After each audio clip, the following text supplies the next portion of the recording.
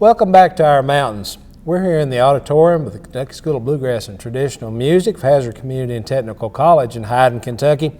And we're with one of my favorite musicians on the planet, Ralph Stanley II. Good to have you with us. Dean, it's a pleasure to be here, sure is. We had a concert this evening where Ralph got to work with some of our students and work on some of the songs you played over the years and some brand new material. What was that like for you to see the younger influence and the students we've got here? Well, it was great. I really enjoyed it, and you know, some of the kids that was familiar with a lot of my songs, and they liked the new song we sang tonight. So they're great kids, and I think they're doing a great job, and you guys are doing a great job for them.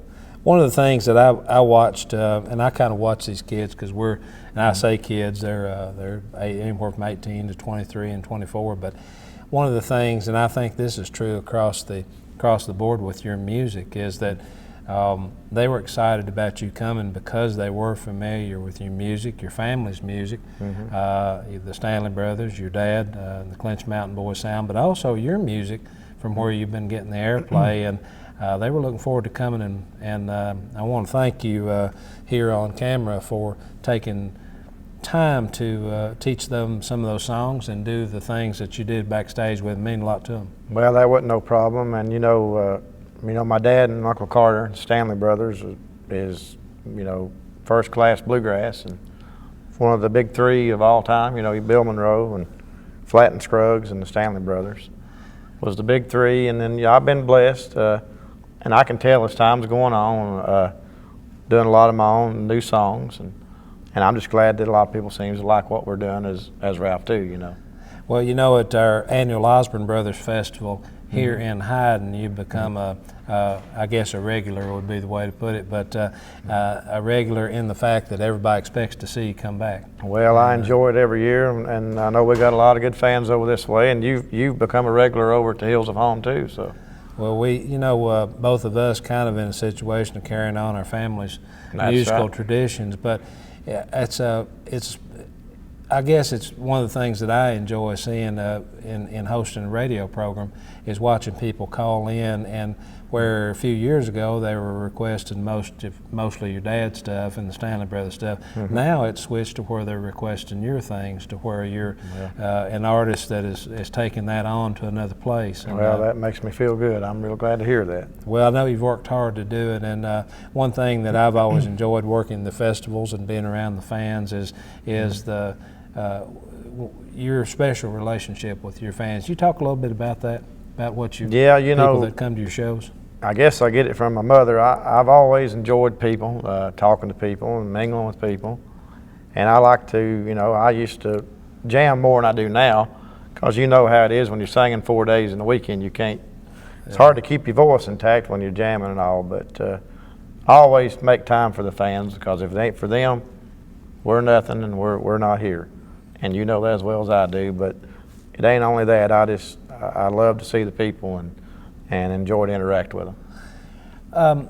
Can you talk just a little bit about what you think that this region that we call home, Stanley Brothers from the Colburn area of Virginia, your musical heritage from that, but also strongly Eastern Kentucky, but the mountains in general, and our program is called Our Mountains. We have been looking at different aspects of our culture. What is the one thing that you think that, or several things if you like, that you think adds to our kind of music here?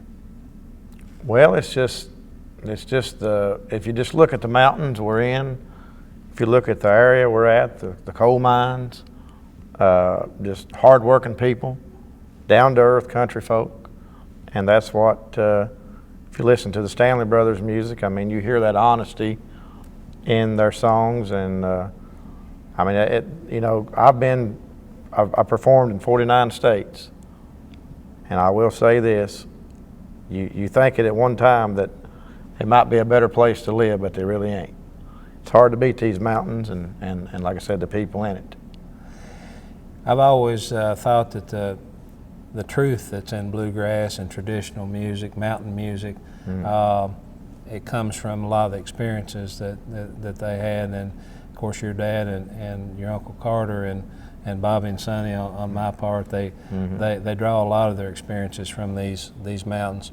Yep. Could I ask you to go out on a limb and pick your favorite Stanley Brothers song? Well, you know, that's hard. I like them all, but I would have to say that if I had my choice to listen to one right now, it would probably be Rank Stranger.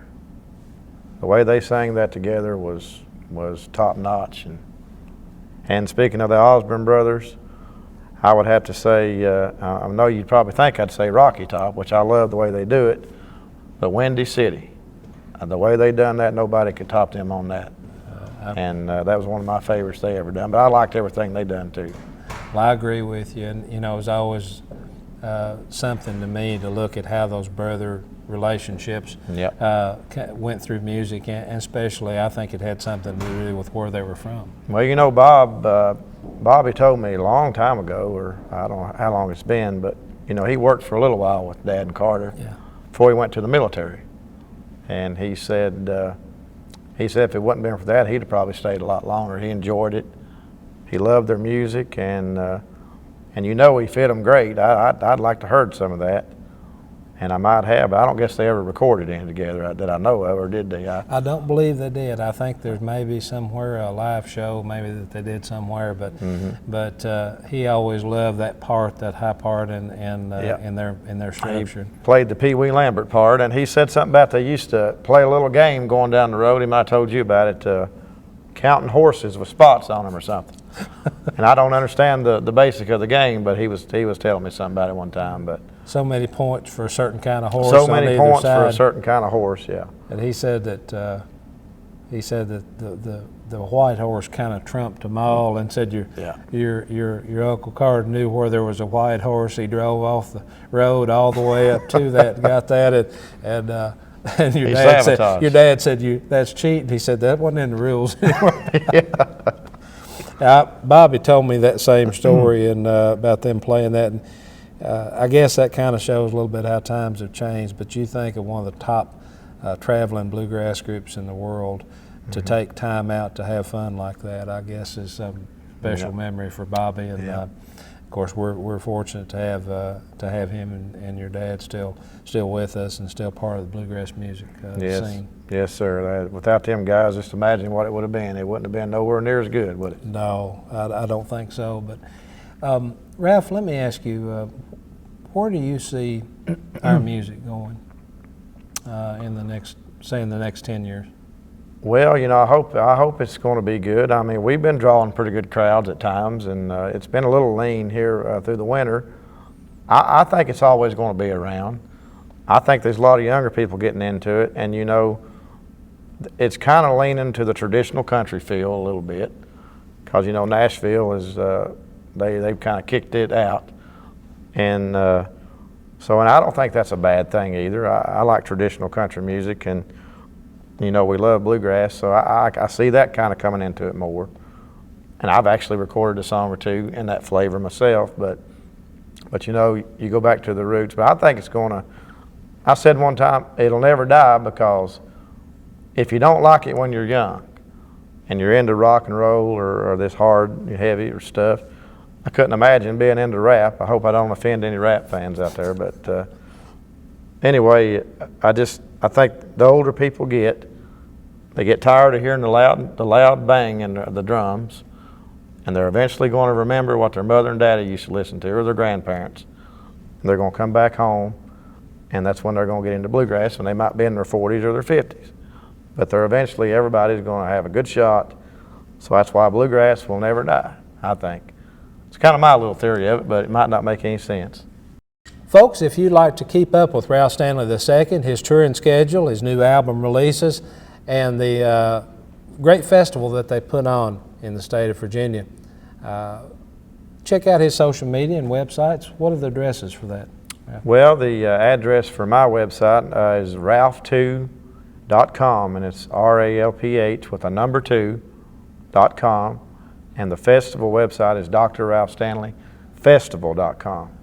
So they can look on there and get all that, and just click on tour, and we always post a lot of pictures from the festival, so it's very interesting to check out the sites. I can promise you this, you won't be disappointed if you go to the Dr. Ralph Stanley Festival. We're looking forward to having you in Hyden, Kentucky for the Osborne Brothers Festival. Dean, we look forward to it every year. We sure do. Ralph, thanks so much for being with us. God bless you. Don't go away. We'll be right back on Our Mountains. Passion, personalized care, and a mission to serve women and families in Kentucky. We are Frontier Nursing University. Through distance education and clinicals in your own community, become a nurse midwife and share your passion for women and family care. Visit frontier.edu.